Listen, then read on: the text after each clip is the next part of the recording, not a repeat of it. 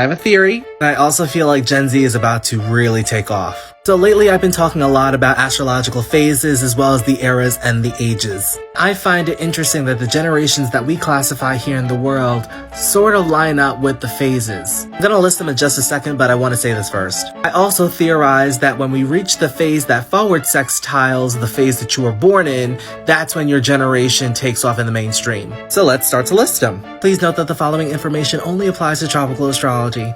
Starting with the baby boomers, in which ranges from 1946 to 1964. They were born in the Aquarius phase of the Aquarius era in the age of Pisces. That goes from 1950 to 1965. Because Aquarius sextiles Aries, their generation was in the mainstream during the Aries phase of the Pisces era in the age of Pisces, which took place from 1980 through 1995. Names like Michael Jackson, Whitney Houston, Madonna, Oprah, when did they all get their start? Moving on to Generation X, they were born from 1965 to 1980. They were born during the Pisces phase of the Aquarius era in the age of Pisces from 1965 to 1980. And because Pisces sextiles Taurus, their generation was in the mainstream during the Taurus phase of the Pisces era in the age of Pisces, which took place from 1995 to 2010. And Kurt Cobain, Tupac, even some of your favorite friends were born in Gen X. Moving on to Generation Y, the Millennials, which took place from 1981 to 1996. This was during the Aries phase of the Pisces era in the age of Pisces, which took place from 1980 to 1995. And because Aries sextiles Geminis, the Millennials will be in the mainstream during the Gemini phase of the Pisces era in the age of Pisces,